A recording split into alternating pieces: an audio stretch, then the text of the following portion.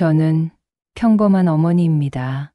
아들 하나를 키우며 살아왔고 그 아이가 바르게 자라는 걸 보며 행복했습니다. 범준이는 정말 성실한 아이였어요. 남에게 피해주는 법이 없었고 늘 먼저 양보하고 가족을 생각했죠. 그런 아들이 결혼을 했을 때 저는 진심으로 기뻤습니다. 이제 제 역할은 끝났구나. 이 아이도 자기 가정을 꾸리는구나 싶었어요. 그런데 시간이 흘러도 소식이 없었습니다. 결혼한 지 1년이 지나고 2년이 지나도 며느리 한나의 배는 여전히 평평했어요. 저는 일부러 묻지 않았습니다. 요즘 세상에 아이 재촉하는 건 신뢰라는 거 알거든요. 그래도 마음 한편에선 걱정이 쌓여갔죠. 혹시 둘 사이에 문제가 있는 건 아닐까? 아니면 건강상 무슨 일이라도 생긴 걸까? 그러던 어느 날 범준이가 조심스럽게 말했습니다. 엄마, 저희 병원에 가보려고요. 검사 한번 받아보려고. 저는 담담하게 대답했어요. 그래, 그게 좋겠다. 요즘은 다 해결할 수 있는 시대잖니. 그렇게 말하면서도 가슴 한구석이 무거웠습니다. 검사를 받는다는 건 이미 뭔가 불안을 느끼고 있다는 뜻이니까요. 며칠 뒤 범준이가 검사를 받으러 갔습니다. 제가 함께 가겠다고 했지만 아들은 고개를 저었어요. 엄마, 저 혼자 갈게요. 괜찮아요. 그 말투가 너무 차분해서 오히려 더 불안했습니다. 어른이 된 아들이지만 엄마 눈엔 여전히 어린아이처럼 보이거든요. 그리고 결과가 나왔습니다. 범준이가 집에 돌아온 날 표정이 이상했어요. 웃지도 않고 울지도 않고 그냥 멍하니 거실 소파에 앉아 있었죠. 저는 옆에 앉아서 물었습니다. 범준아, 무슨 일 있니? 아들은 한참을 입을 열지 못하다가 겨우 말을 꺼냈어요. 엄마, 저 무정자증이래요. 그 말을 듣는 순간 세상이 멈췄습니다. 무정자증. 그게 뭔지 정확히는 몰라도 아이를 가질 수 없다는 뜻이란 건 알았어요. 제 손이 떨렸습니다. 아들의 어깨를 감싸 안으며 말했죠. 괜찮아. 요즘 의학이 얼마나 발달했는데 치료하면 돼. 그렇게 위로하면서도 제 목소리는 떨리고 있었습니다. 범준이는 고개를 숙인 채 말했어요. 근데 엄마, 다행인 게 하나 있어요. 진단해준 선생님이 제 친구예요. 대학 때부터 친하게 지냈던 차석이라고. 저는 그 이름을 기억했습니다. 차석. 범준이가 가끔 집에 데려와서 밥을 먹이던 그 친구. 얼굴이 잘생기고 말투도 부드럽고 똑똑해 보이던 아이였죠. 그 친구가 불임센터 전문의가 됐대요. 자기가 끝까지 책임지고 치료해주겠대요. 그 말을 듣고 저는 조금 안심했습니다. 낯선 의사보다는 친구가 맡아주는 게 나을 거라 생각했어요. 범준이도 마음을 놓는 것 같았고요. 차석이가 그러는데 완치 가능성이 있대요. 요즘 기술이 많이 발전해서 치료만 잘 받으면 충분히 회복할 수 있다고. 아들의 목소리에 희망이 섞여 있었습니다. 저도 그 희망을 붙잡고 싶었어요. 그래. 그럼 잘 됐다. 차석이 같은 친구가 곁에 있으니 다행이구나. 저는 그렇게 말하며 아들의 등을 쓰다듬었습니다. 그때까지만 해도 믿었어요. 친구라는 이름이 사람과 사람 사이의 신뢰가 여전히 세상을 지탱하는 힘이라고요. 그날 이후로 범준이는 병원을 다니기 시작했습니다. 일주일에 2번씩 치료를 받으러 갔고 차석이는 매번 자세하게 설명해 줬다고 했어요. 이번 주는 호르몬 수치가 조금 올랐대요. 다음 달엔 정밀 검사를 한 번 더 해보기로 했어요. 범준이는 그 말들을 제게 전하며 조금씩 밝아졌습니다. 희망이 보이니까요. 며느리도 함께 노력했습니다. 건강식을 챙기고 범준이 약 먹는 시간을 체크해주고 병원에 같이 가기도 했죠. 부부가 함께 이겨내는 모습이 기특했어요.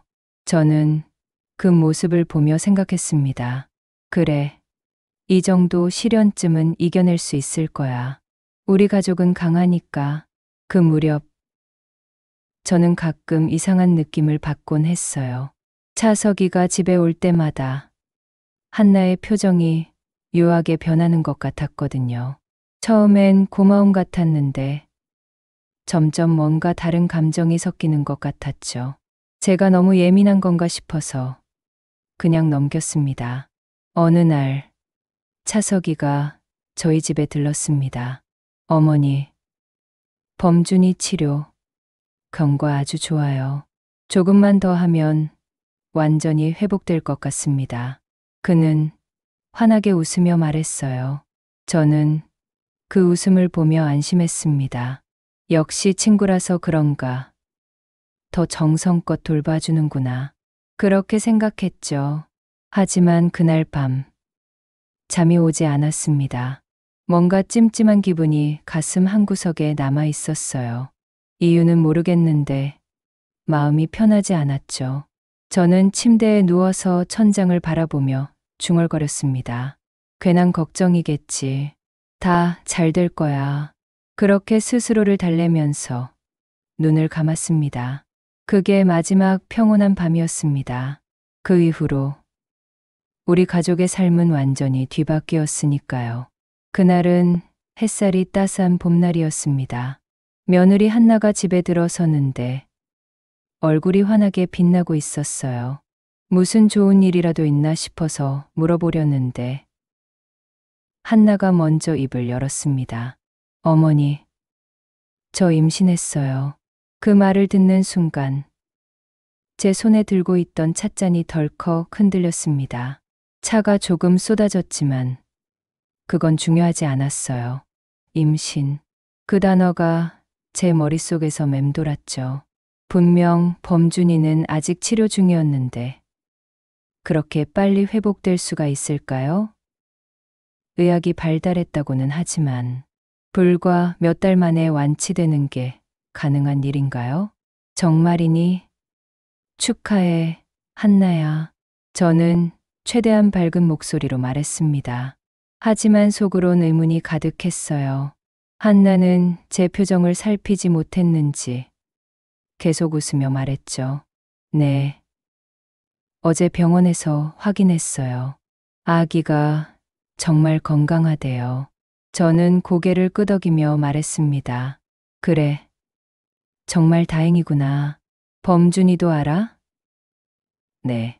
오늘 아침에 말했어요. 범준 오빠 정말 기뻐하더라고요. 범준이가 기뻐한다는 말을 듣고 저는 더 혼란스러워졌습니다. 아들이 정말 모르는 걸까요?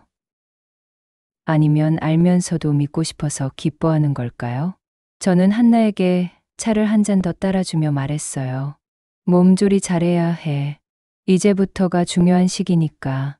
네, 어머니, 감사합니다. 그날 저녁, 차석이가 집에 찾아왔습니다. 범준이가 부른 거였어요. 어머니, 축하드립니다. 범준이 치료가 정말 잘 끝났어요. 결과가 아주 좋습니다. 정자 수치도 정상 범위로 완전히 돌아왔어요. 차석이는 환하게 웃으며 서류 몇 장을 내밀었습니다.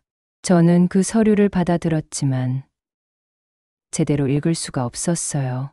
글자가 눈에 들어오지 않았거든요. 범준이는 그 말을 듣고 울었습니다. 진짜야, 차석아? 나 이제 아빠 되는 거야? 그럼. 이제 완전히 괜찮아졌어. 축하해, 범준아. 차석이는 범준이의 어깨를 두드리며 웃었어요. 저는 그 모습을 보며 이상한 느낌을 지울 수 없었습니다. 뭔가 너무 완벽했어요. 타이밍도, 말투도, 모든 게 너무 잘 맞아떨어졌죠. 왜 나한테는 그 진단서를 직접 보여주지 않았을까? 그 생각이 머릿속을 떠나지 않았어요. 차석이는 병원 선생님이니까 당연히 정확한 자료를 가지고 있을 텐데 왜 저한테는 그냥 말로만 설명했을까요? 저는 차석이에게 물어보고 싶었지만 참았습니다. 지금 이 순간 범준이가 너무 행복해 보였거든요. 그 행복을 제가 깨뜨릴 수는 없었어요. 그날 밤 범준이가 제 방에 들어왔습니다. 엄마, 잠깐 얘기 좀 해도 될까요? 저는 고개를 끄덕이며 침대 옆에 자리를 만들어 줬어요. 범준이는 한참을 말없이 앉아 있다가 조심스럽게 입을 열었습니다. 엄마 뭔가 이상하지 않아요? 저는 아들의 눈을 똑바로 바라봤습니다. 뭐가? 그냥 너무 빨리 회복된 것 같아서요. 차석이가 처음에는 시간이 좀 걸릴 거라고 했거든요. 근데 갑자기 완치됐다고 하니까 좀 의아해요. 저는 아들의 손을 잡았습니다. 차가웠어요. 너도 그렇게 느꼈구나. 네. 근데 엄마 저는 믿고 싶어요. 차석이는 제 친구니까. 설마 저한테 거짓말을 하겠어요? 범준이의 목소리에는 간절함이 묻어 있었습니다. 저는 아들의 어깨를 토닥이며 말했어요. 그래. 진실을 알아야겠어. 하지만 지금 당장은 아니야. 일단 아무 일 없는 척 하자. 시간이 지나면 진실은 스스로 드러나게 돼 있어. 범준이는 고개를 끄덕였습니다. 알겠어요, 엄마. 그래. 일단은 이렇게 지내보자. 한나 앞에서도, 차석 앞에서도 아무것도 모르는 척 해야 해. 그래야 진실이 보이거든. 저는 그렇게 말하면서도 가슴이 무거웠습니다. 내 아들이 자기 집에서, 친구 앞에서, 며느리 앞에서 연기를 해야 한다는 게 너무 슬펐어요. 그날부터 우리는 연기하기 시작했습니다. 한나 앞에선 웃었고 차석이 앞에선 고맙다고 말했습니다. 차석아, 정말 고맙구나. 우리 범준이를 너가 많이 도와주는구나. 저는 그렇게 말하며 미소를 지었어요. 차석은 겸손하게 손사래를 쳤죠. 어머니, 저야말로 범준이 같은 친구가 있어서 행복합니다. 그 말을 들으며 저는 속으로 중얼거렸습니다. 친구라는 말이 이렇게 가벼울 수가 있구나. 범준이도 연기를 했습니다. 한나가 태교 음악을 틀어주면 함께 듣고 아기 이름을 고민하는 척했어요. 한나야, 우리 아들이면 준서, 딸이면 지호 어때? 좋아, 오빠. 다 좋아. 그렇게 웃으며 대화하는 모습을 보면서 저는 가슴이 찢어지는 것 같았습니다. 저 아이가 얼마나 힘들까, 얼마나 외로울까. 어느 날 한나가 제게 물었습니다. 어머니, 제가 뭔가 잘못한 거 있나요? 저는 깜짝 놀라서 고개를 들었어요. 왜 그런 말을 하니? 그냥 어머니랑 범준 오빠가 요즘 좀 이상해요. 뭔가 저한테 숨기는 것 같아서요. 한나의 눈빛이 불안해 보였습니다. 저는 그 눈을 피하지 않고 똑바로 바라보며 말했어요. 아무것도 아니야. 한나야, 내가 요즘 몸이 좀 안 좋아서 그래. 걱정하지 마. 한나는 제 말을 믿는 듯 했습니다. 하지만 저는 알았어요. 한나도 뭔가 숨기고 있다는 거려. 그 아이의 눈빛 속에 죄책감 같은 게 어려 있었거든요. 저는 그걸 못 본 척 했습니다. 아직은 때가 아니었으니까요. 그렇게 며칠이 지났습니다. 집 안은 겉으로는 평온했지만 속으로는 긴장이 흐르고 있었어요. 범준이와 저는 눈빛으로만 대화했습니다. 엄마, 괜찮으세요? 괜찮다, 아들아. 조금만 더 참자. 그렇게 서로를 위로하며 우리는 연극을 이어갔습니다. 차석이는 자주 집에 들렀습니다. 한나 씨 몸 상태 체크하러 왔어. 요즘 컨디션 어때요? 좋아, 차석아. 내 덕분이야.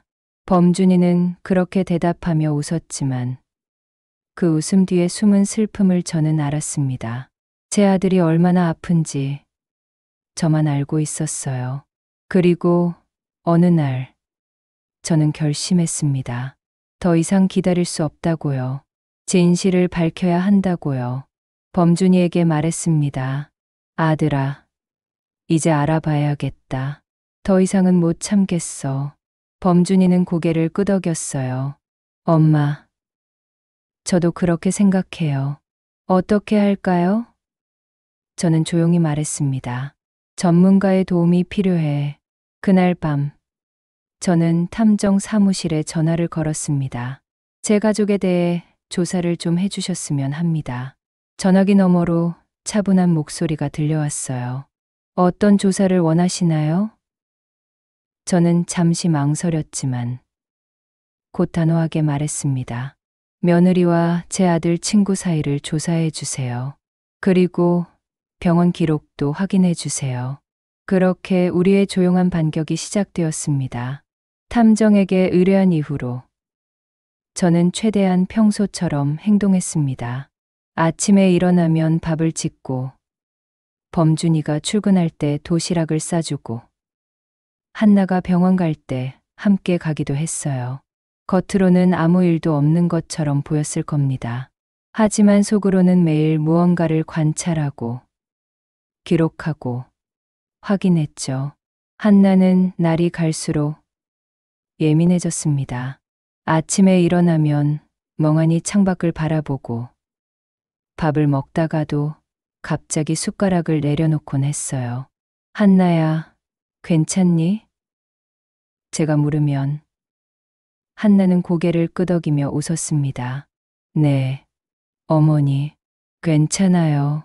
그냥 좀 피곤해서요. 하지만 그 웃음은 진짜가 아니었어요. 저는 알 수 있었습니다. 어느 날, 한나가 혼자 거실에서 울고 있는 걸 봤습니다. 휴대폰을 들고 있었는데 화면을 뚫어지게 바라보더니 눈물을 흘리더라고요. 저는 조용히 뒤로 물러났습니다. 지금은 위로할 때가 아니라고 생각했어요. 아직 진실을 모르는 상황에서 섣불리 다가가면 안 될 것 같았거든요. 범준이는 매일 밤 늦게 귀가했습니다. 회사 일이 많다고 했지만 저는 알았어요. 집에 있는 게 힘들어서 그러는 거라는 걸요. 아들이 현관문을 열고 들어올 때마다 저는 거실에서 기다리고 있었습니다. 엄마, 아직 안 주무셨어요? 너 올 때까지 기다렸지. 밥 먹었니? 네, 먹었어요. 범준이는 그렇게 대답하고는 자기 방으로 들어갔습니다. 하지만 방에서 불이 꺼지지 않는 걸 보면 잠을 못 자는 게 분명했어요. 저도 잠이 오지 않았습니다. 밤마다 천장을 바라보며 생각했죠. 이 일이 끝나면 우리 가족은 어떻게 될까? 범준이는 다시 웃을 수 있을까? 차석이는 여전히 자주 집에 들렀습니다. 어머니, 한나 씨 상태 체크하러 왔어요. 그는 환하게 웃으며 현관문을 열고 들어왔어요. 한나는 차석을 볼 때마다 표정이 변했습니다. 처음엔 당황하는 듯 하다가 이내 미소를 지었죠. 저는 그 모습을 보며 확신했습니다. 뭔가 있구나. 저 둘 사이에 뭔가가 있어. 어느 날 차석이 거실에서 커피를 마시며 말했습니다. 어머니, 저도 가족이나 다름없잖아요. 범준이랑은 형제처럼 지냈는데 이렇게 기쁜 일에 함께할 수 있어서 정말 행복합니다. 저는 그 말을 들으며 웃었습니다. 그래, 차석아, 정말 고마워. 하지만 속으로는 생각했어요. 가족이라는 말을 그렇게 쉽게 하는구나. 가족이라면, 친구라면, 이런 짓을 할 수 있을까? 탐정에게서 첫 번째 보고가 왔습니다. 전화를 받은 건 범준이었어요. 저는 옆에 앉아서 함께 들었습니다. 현재까지 확인된 바로는 너느님과 차석 씨가 병원에서 자주 만나는 것으로 보입니다.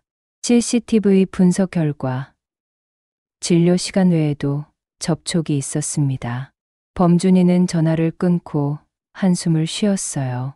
엄마, 어떡해요? 저는 아들의 손을 꽉 잡았습니다. 아직 끝난 게 아니야. 조금만 더 기다리자. 혹시 모르잖니? 그 후로 며칠 동안 저는 한나를 더 자세히 관찰했습니다. 한나는 휴대폰을 손에서 놓지 않았어요. 누군가와 계속 문자를 주고받는 것 같았죠. 제가 부엌에서 일할 때 한나가 거실에서 전화하는 소리가 들렸습니다. 응, 알았어. 나중에 얘기하자. 목소리가 낮고 조심스러웠어요. 누구와 통화하는 걸까요? 어느 날 저녁, 차석이가 또 집에 왔습니다. 이번에는 과일 바구니를 들고 왔더라고요. 어머니, 한나 씨 드시라고요. 임산부한테 좋은 과일들로 골랐습니다. 저는 그 바구니를 받으며 말했어요. 늘 이렇게 신경 써줘서 고마워. 차석은 한나를 힐끗 쳐다봤습니다. 그 눈빛이 묘했어요. 의사가 환자를 보는 눈이 아니었죠.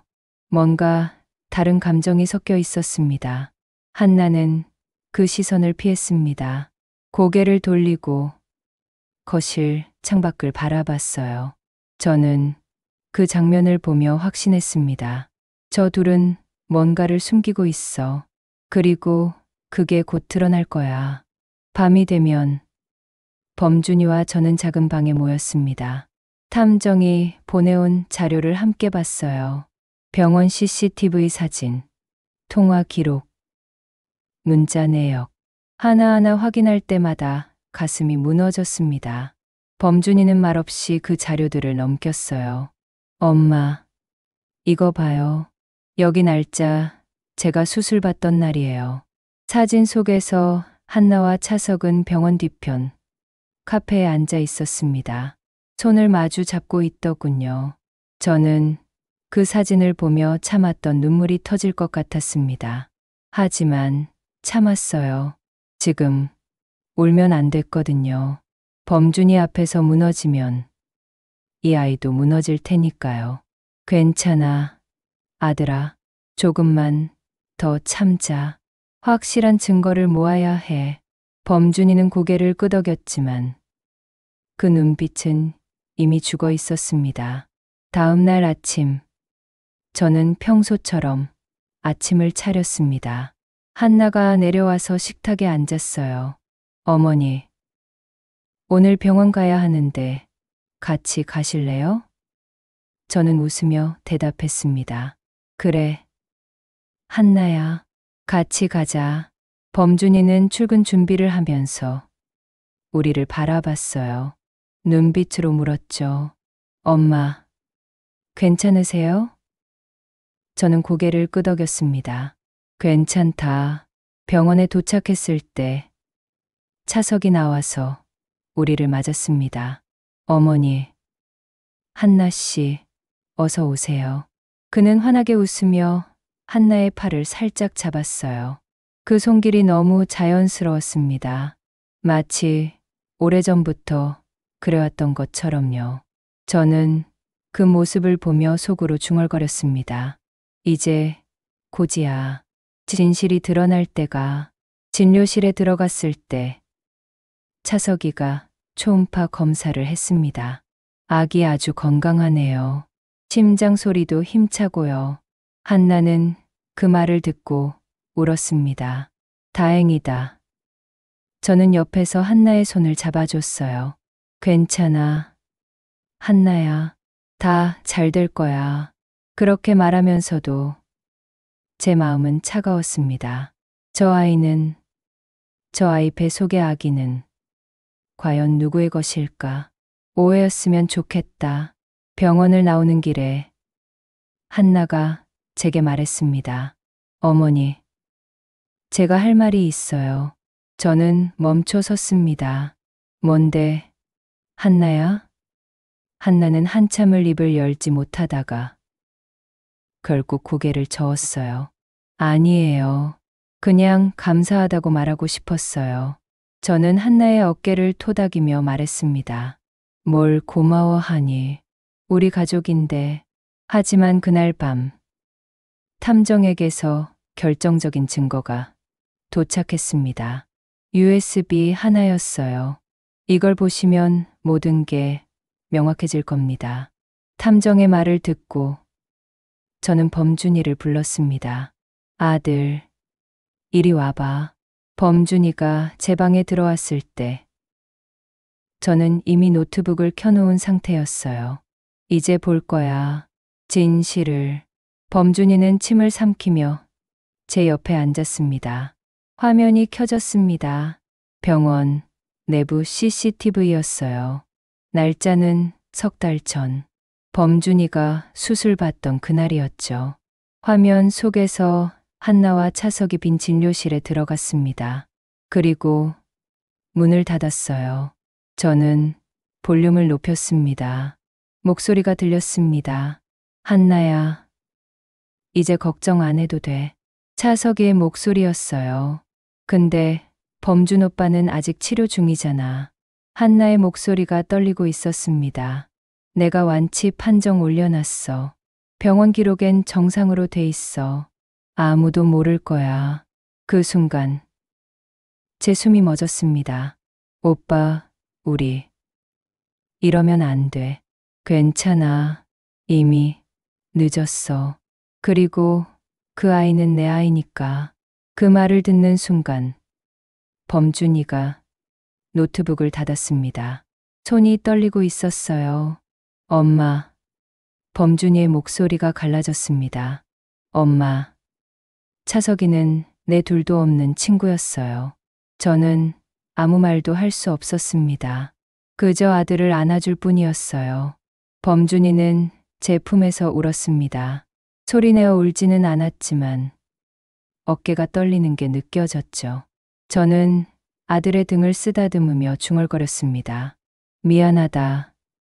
엄마가 미리 알아챘어야 했는데. 그날 밤 저는 잠들지 못했습니다. 범준이도 방에서 나오지 않았어요. 한나는 자기 방에서 잠든 것 같았지만 저는 알았습니다. 저 아이도 잠들지 못하고 있을 거라는 거려. 죄책감이 그 아이를 짓누르고 있을 테니까요. 다음 날 아침 저는 평소처럼 밥을 차렸습니다. 한나가 내려왔을 때 저는 웃으며 말했어요. 한나야, 밥 먹자. 한나는 제 얼굴을 보더니 뭔가 이상함을 느낀 듯 했습니다. 어머니, 괜찮으세요? 괜찮아. 어서 먹어. 저는 그렇게 대답하며 밥그릇을 내밀었습니다. 범준이도 식탁에 앉았어요. 우리는 말없이 밥을 먹었습니다. 숟가락 소리만 들렸죠. 그 침묵이 너무 무거웠습니다. 한나는 밥을 거의 먹지 못했어요. 몇 숟갈 뜨다가 내려놓고 물만 마셨죠. 저는 그 모습을 보며 생각했습니다. 이제 고지야. 모든 게 드러날 때가 왔어. 그날 저녁 차석이가 다시 집에 들렀습니다. 범준아, 한나 씨, 안녕하세요. 오늘 컨디션 어떠세요? 그는 평소처럼 밝게 웃었어요. 하지만 저는 그 웃음 뒤에 숨은 거짓을 이제 알았습니다. 범준이도 저도 이제는 알고 있었죠. 그래도 우리는 연기를 계속했습니다. 괜찮아, 차석아. 내 덕분이야. 차석이는 한참 머물다가 돌아갔습니다. 현관문이 닫히는 소리를 듣고 저는 범준이를 바라봤어요. 범준이는 고개를 끄덕였습니다. 엄마, 이제 끝낼 때예요. 저도 고개를 끄덕였습니다. 그래. 이제 끝내자. 비가 내리던 어느 날 밤이었습니다. 빗소리가 창문을 두드리는 소리가 마치 북소리처럼 들렸어요. 저는 거실에 앉아서 탐정을 기다리고 있었습니다. 범준이도 옆에 앉아 있었죠. 우리는 말이 없었어요. 그저 시계 소리만 들렸습니다. 초인종이 울렸습니다. 탐정이 왔어요. 저는 문을 열어주고 거실로 안내했습니다. 탐정은 작은 가방에서 USB 하나를 꺼냈어요.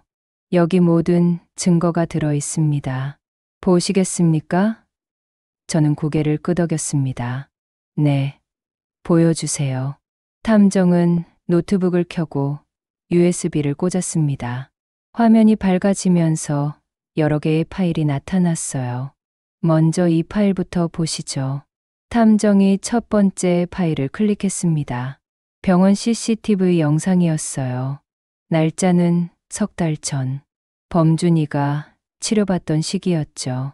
화면 속에서 차석과 한나가 진료실에 들어갔습니다. 문을 닫고 블라인드를 내렸어요. 그리고 대화가 시작됐습니다. 소리가 선명했어요. 탐정이 음성을 복원해 놨던 겁니다. 한나야, 걱정하지 마. 내가 다 처리할게. 하지만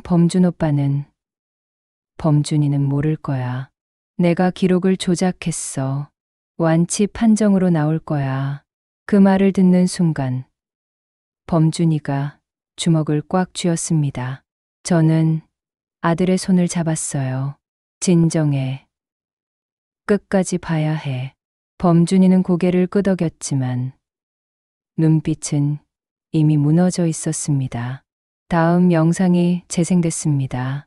이번엔 다른 날이었어요. 한나와 차석이 병원 뒤편 카페에 앉아 있었습니다. 두 사람은 손을 잡고 있었죠. 차석이 한나의 손등에 키스했습니다. 한나는 울고 있었어요. 이러면 안 되는데. 범준 오빠한테 미안해. 미안해하지 마. 우리가 진짜야. 범준이는 그냥 불쌍한 사람일 뿐이야. 그 말을 듣는 순간 범준이가 자리에서 일어났습니다. 화장실로 들어가더니 문을 잠갔어요. 구역질하는 소리가 들렸습니다. 저는 탐정에게 말했습니다. 잠깐만요. 제 아들 좀 봐야겠어요. 탐정은 고개를 끄덕이며 노트북을 닫았습니다. 화장실 문 앞에서 저는 조용히 말했어요. 범준아, 괜찮니? 대답이 없었습니다. 한참 후에 문이 열렸어요. 범준이의 얼굴은 창백했습니다. 엄마, 형제처럼 지냈던 사람이에요. 저는 아들을 안아줬습니다. 알아, 아들아, 엄마도 알아. 하지만 이제 끝내야 해. 진실을 밝혀야 해. 우리는 다시 거실로 돌아왔습니다. 탐정이 다음 파일을 열었어요. 이번엔 병원 진료 기록이었습니다. 이 기록을 보시면 범준 씨의 치료 기록이 조작된 걸 확인할 수 있습니다. 실제로는 아직 치료 중이었는데 완치 판정으로 바뀌어 있어요. 그 날짜가 바로 며느님이 임신을 알게 된 시기와 일치합니다. 저는 그 화면을 보며 한숨을 쉬었습니다. 처음부터 계획된 거였군요. 네, 그렇습니다. 차석 씨는 범준 씨의 불임 진단을 받자마자 며느님에게 접근한 것으로 보입니다. 약점을 이용한 거죠. 탐정의 말에 범준이가 물었습니다. 그럼 한나는요? 한나도 처음부터 알고 있었나요? 탐정이 다른 파일을 열었습니다. 문자, 내역이었어요. 한나와 차석이 주고받은 메시지들이었죠. 저는 하나하나 읽었습니다. 나 어떡해. 범준 오빠한테 미안해. 괜찮아. 한나야, 우리가 진짜 사랑이야. 범준이는 이해할 거야. 아니야. 이건 잘못됐어. 나 그만하고 싶어. 이미 늦었어. 아기도 생겼잖아. 이제 돌이킬 수 없어. 그 메시지들을 읽으며 저는 한나가 완전히 악한 건 아니라는 걸 알았습니다. 저 아이도 혼란스러웠던 거예요. 하지만 그렇다고 해서 용서할 수 있는 건 아니었습니다. 범준이를 배신한 건 사실이니까요. 마지막으로 이 파일을 보시죠. 탐정이 마지막 영상을 재생했습니다. 최근 영상이었어요. 일주일 전쯤 차석과 한나가 병원 주차장에서 만나는 장면이었습니다. 차석이 한나를 끌어안고 키스했어요. 한나는 처음엔 밀어냈지만 곧 받아들였습니다. 그 모습을 보며 범준이가 노트북을 닫았습니다. 됐어요. 이제 충분해요. 탐정은 USB를 뽑아서 저에게 건넸습니다. 이 증거면 법적으로 충분합니다. 위자료 청구도 가능하고 차석 씨는 의사 면허 정지 처분을 받을 겁니다. 의료 윤리 위반이니까요. 저는 USB를 받아들며 말했습니다. 고맙습니다. 덕분에 진실을 알게 됐어요. 탐정이 돌아간 후 저와 범준이는 한참을 말없이 앉아 있었습니다. 빗소리만 들렸어요. 범준이가 먼저 입을 열었습니다. 엄마, 이제 어떻게 해요? 저는 아들을 바라보며 말했습니다. 대면해야지. 한나랑 차석이랑 직접 만나서 얘기해야 해. 언제요? 내일. 내일 다 불러. 이 집으로. 범준이는 고개를 끄덕였습니다. 알겠습니다. 엄마. 다음 날. 저는 평소처럼 집안일을 했습니다. 청소를 하고 저녁 준비를 했어요. 한나는 제 모습을 보며 이상하게 생각했는지 물었습니다. 어머니, 오늘 무슨 날이에요? 저는 웃으며 대답했습니다. 응. 특별한 날이지. 저녁에 차석 씨도 오신대. 다 같이 저녁 먹으려고. 한나의 얼굴이 굳었습니다. 차석 씨도요? 그래. 그동안 우리 가족 많이 도와줬으니까 제대로 감사 인사해야지. 저는 그렇게 말하며 부엌으로 들어갔습니다. 한나는 거실에 멍하니 서 있더라고요. 저녁 시간이 됐습니다. 차석이 도착했어요. 어머니, 초대해 주셔서 감사합니다. 그는 환하게 웃으며 꽃다발을 건넸습니다. 저는 그 꽃을 받으며 말했어요. 어서 와, 차석아. 오늘은 특별한 이야기를 나눠야 해. 우리는 식탁에 둘러앉았습니다. 저, 범준이, 한나, 그리고 차석. 마치 평범한 가족 식사처럼 보였을 거예요. 저는 밥을 떠서 각자 그릇에 담아줬습니다. 자, 다들 드세요. 하지만 아무도 숟가락을 들지 않았어요. 범준이가 먼저 입을 열었습니다. 차석아, 한나야, 오늘 할 말이 있어. 두 사람의 얼굴이 동시에 굳었습니다. 뭔데, 범준아? 차석이 억지로 웃으며 물었어요. 범준이는 주머니에서 USB를 꺼내서 식탁 위에 올려놓았습니다. 이거. 그 순간 한나의 얼굴이 새하얗게 질렸습니다. 차석도 당황한 기색이 역력했어요. 그게 뭔데? 병원 CCTV야. 너랑 한나가 나눈 대화, 문자 내역, 조작된 내 진료 기록, 다 여기 있어. 침묵이 흘렀습니다. 길고 무거운 침묵이었죠. 한나가 먼저 울기 시작했습니다.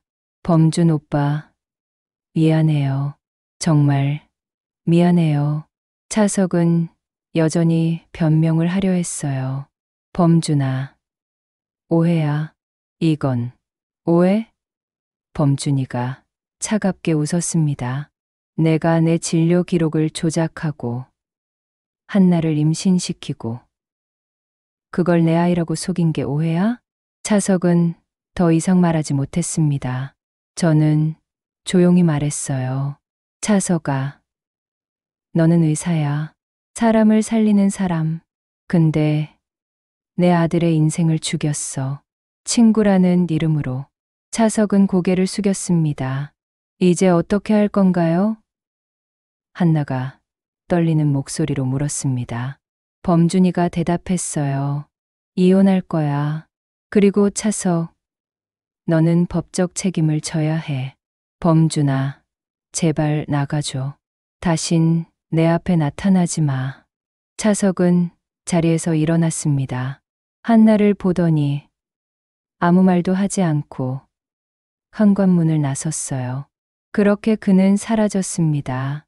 우리 삶에서 영원히. 한나는 계속 울었습니다.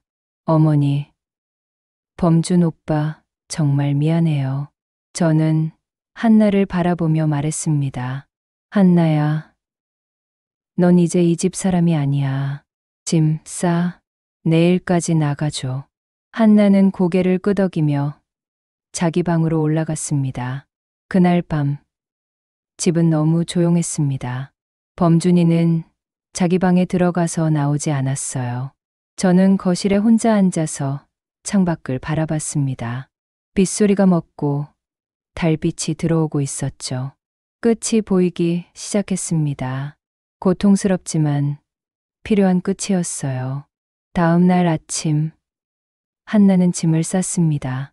큰 가방 2개의 옷가지와 몇 가지 물건들을 담았어요. 저는 부엌에서 그 모습을 지켜봤습니다. 한나가 현관으로 나오면서 제게 말했어요. 어머니, 정말 죄송합니다. 저는 고개를 끄덕였지만 아무 말도 하지 않았습니다. 한나는 고개를 숙이고 집을 나갔어요. 문이 닫히는 소리가 유난히 크게 들렸습니다. 범준이는 그날부터 회사도 나가지 않았습니다. 방에만 있었어요. 밥도 제대로 먹지 않았죠. 저는 매끼니 문 앞에 밥상을 놓아뒀지만 그대로 식어 있곤 했습니다. 일주일쯤 지났을까요?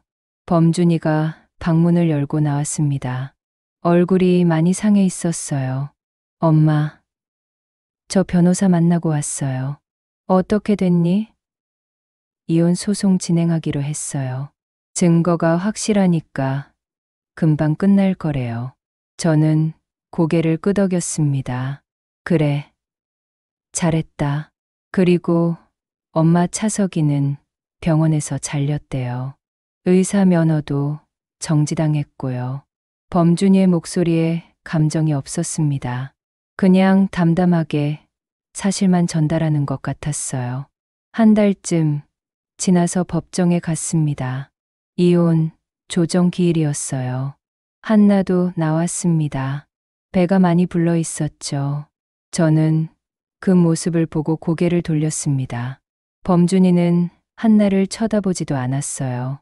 조정실에서 판사가 물었습니다. 혼인 파탄의 원인이 무엇입니까? 범준이가 대답했어요. 배우자의 간통입니다. 증거, 자료 제출했습니다. 판사는 서류를 검토하더니 한나에게 물었죠. 피고, 이 내용이 사실입니까? 한나는 한참을 침묵하다가 고개를 끄덕였습니다. 네, 사실입니다.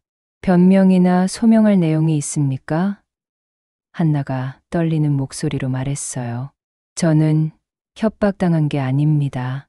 그냥 사랑을 잘못 믿었어요. 범준 오빠한테 정말 죄송합니다.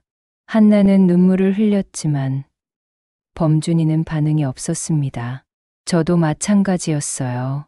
이미 눈물은 다 말라버렸으니까요. 판사가 결정을 내렸습니다. 이혼을 인정합니다. 재산 분할은 원고에게 유리하게, 위자료는 피고가 원고에게 지급하도록 합니다. 그렇게 범준이와 한나의 결혼은 끝났습니다. 서류에 도장 하나로 모든 게 정리됐어요. 법정을 나오면서 범준이가 제게 말했습니다. 엄마, 저 괜찮아요. 정말? 아니요, 사실은 안 괜찮아요. 근데 괜찮은 척 할게요. 저는 아들의 손을 잡았습니다. 억지로 괜찮을 필요 없어.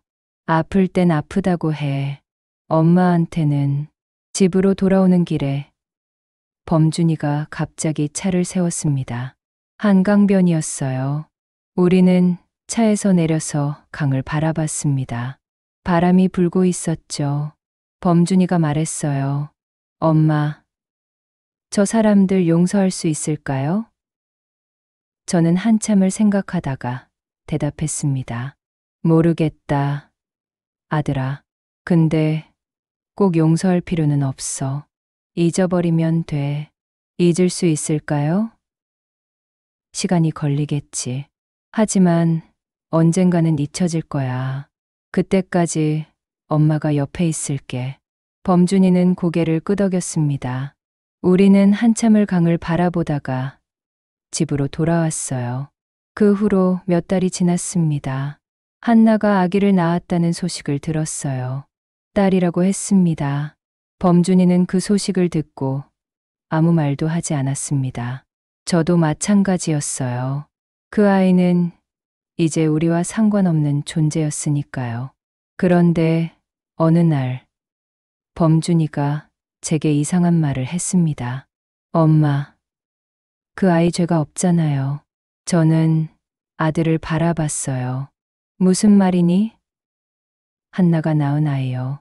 그 아이는 아무 죄가 없잖아요. 어른들이 저지른 일인데.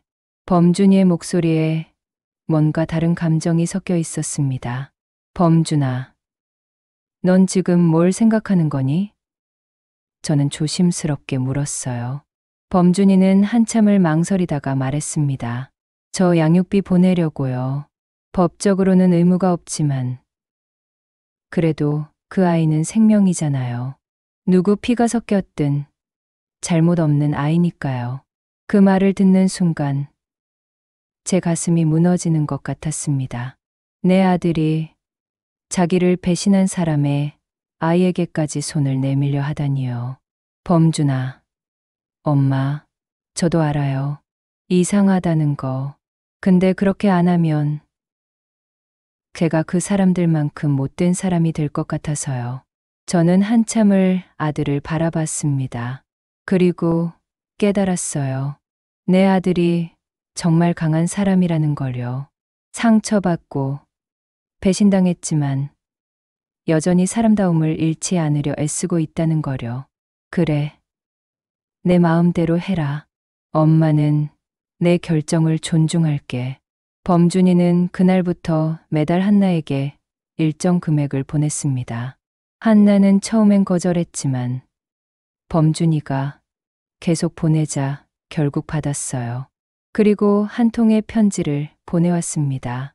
저는 그 편지를 범준이와 함께 읽었어요. 범준 씨, 정말 죄송합니다. 그리고 고맙습니다. 당신이 보내준 돈은 아이를 위해 잘 쓰겠습니다. 아이 이름은 지수예요. 당신이 예전에 좋아한다고 했던 이름으로 지었어요. 지수는 건강하게 자라고 있습니다.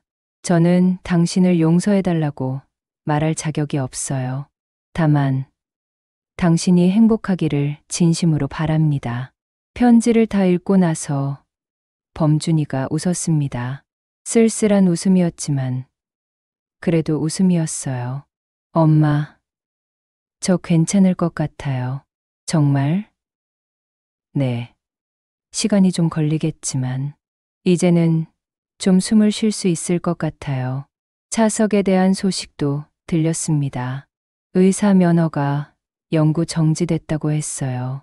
의료윤리 위반으로 의료계에서 완전히 퇴출당한 거죠. 그 후로 그가 어떻게 사는지는 모릅니다.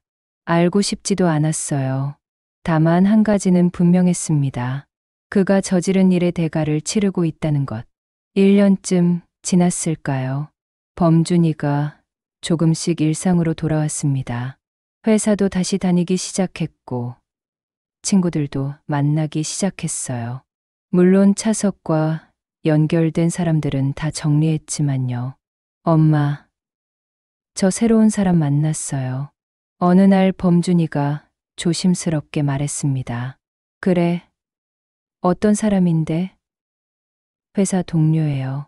착한 사람이에요. 천천히 알아가 보려고요. 저는 아들의 손을 잡았습니다. 그래. 좋다. 이번엔 천천히, 조심스럽게 가거라. 범준이는 웃으며 고개를 끄덕였어요.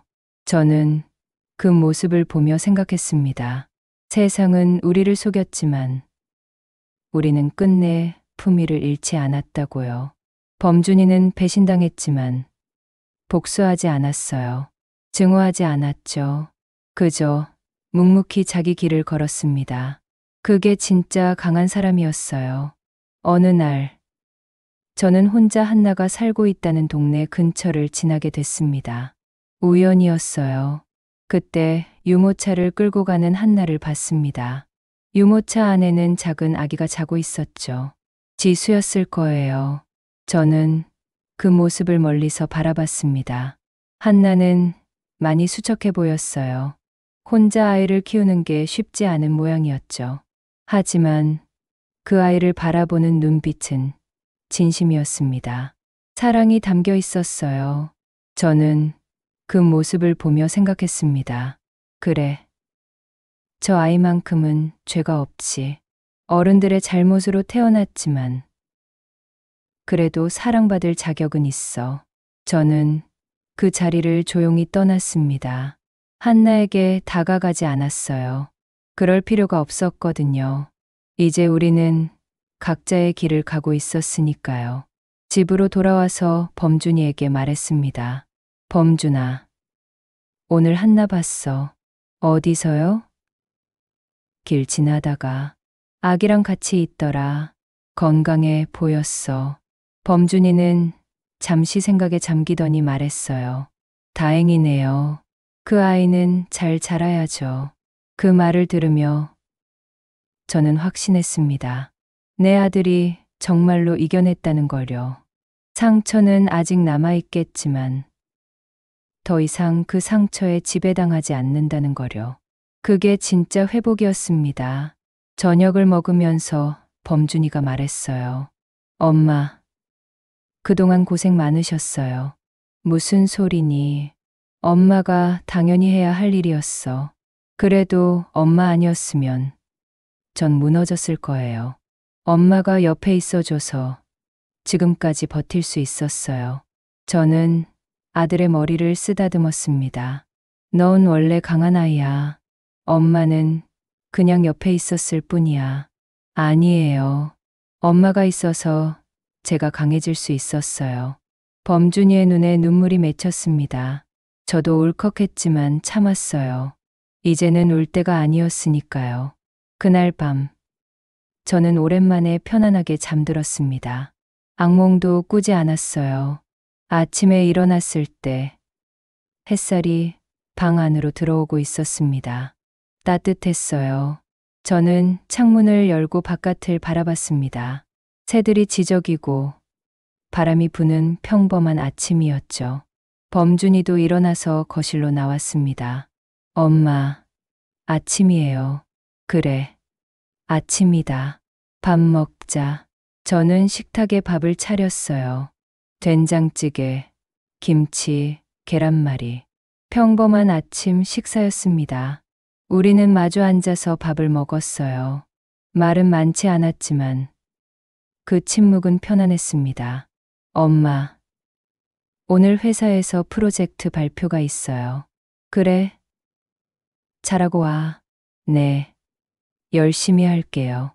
범준이는 웃으며 대답했습니다. 진짜 웃음이었어요. 가식 없는 진심에서 우러나온 웃음이었죠. 저는 그 웃음을 보며 생각했습니다. 이제 괜찮겠구나. 우리 아들. 이제 다시 살아갈 수 있겠구나. 범준이가 출근하고 나서 저는 혼자 집을 정리했습니다. 청소하고 빨래하고 평범한 일상이었어요. 그런데 그 평범함이 얼마나 소중한지 이제야 알았습니다. 아무 일도 일어나지 않는 하루가 얼마나 감사한 하루인지요. 저녁 무렵 범준이가 퇴근했습니다. 손에 케이크를 들고 있었어요. 엄마, 오늘 제 발표가 잘 됐어요. 승진도 됐대요. 정말 축하해, 아들아. 저는 범준이를 안아줬습니다. 범준이도 저를 꽉 안았어요. 우리는 한참을 그렇게 서 있었습니다. 케이크를 자르면서 범준이가 말했어요. 엄마, 저 알았어요. 인생에서 제일 중요한 게 뭔지. 뭔데? 품위요. 어떤 상황에서도 품위를 잃지 않는 것. 그게 사람으로서 지켜야 할 마지막 선이더라고요. 저는 아들의 말을 듣고 고개를 끄덕였습니다. 맞아.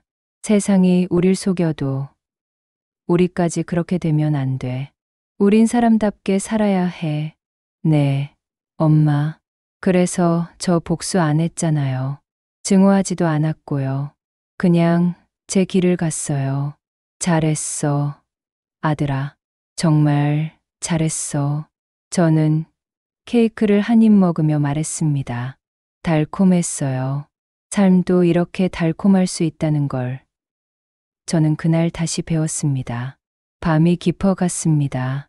범준이는 자기 방에서 책을 읽고 저는 거실에서 뜨개질을 했어요. 평범한 밤이었습니다. 하지만 그 평범함이 기적 같았어요. 우리가 여기까지 왔다는 게, 아직도 함께 웃을 수 있다는 게, 그게 진짜 기적이었습니다. 저는 뜨개질하던 손을 멈추고 창밖을 바라봤습니다. 달이 떠 있었어요. 밝은 달이었습니다. 저는 그 달을 보며 중얼거렸습니다. 고맙습니다. 우리 아들 지켜줘서, 우리 가족 지켜줘서. 그리고 다시 생각했습니다.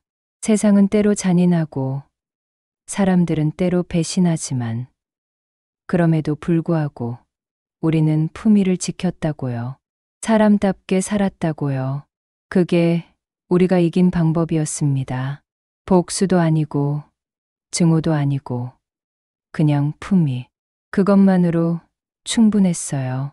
범준이가 방에서 나와서 물 한 잔을 마시러 왔습니다. 엄마, 아직 안 주무세요? 곧 잘 거야. 너도 이제 자야지. 네, 엄마. 잘 자요. 그래. 잘 자거라. 범준이가 방으로 들어가는 뒷모습을 보며 저는 미소 지었습니다. 내 아들이 살아있고 웃고 있고 앞으로 나아가고 있다는 것. 그것만으로 저는 감사했습니다. 세상이 무너뜨리려 했던 우리 가족이 여전히 서 있다는 것. 그게 우리의 승리였습니다. 저는 불을 끄고 방으로 들어갔습니다. 침대에 누워서 눈을 감았어요. 내일도 아침이 올 거고 우리는 또 하루를 살아갈 거예요. 평범하게, 품위 있게, 사람답게.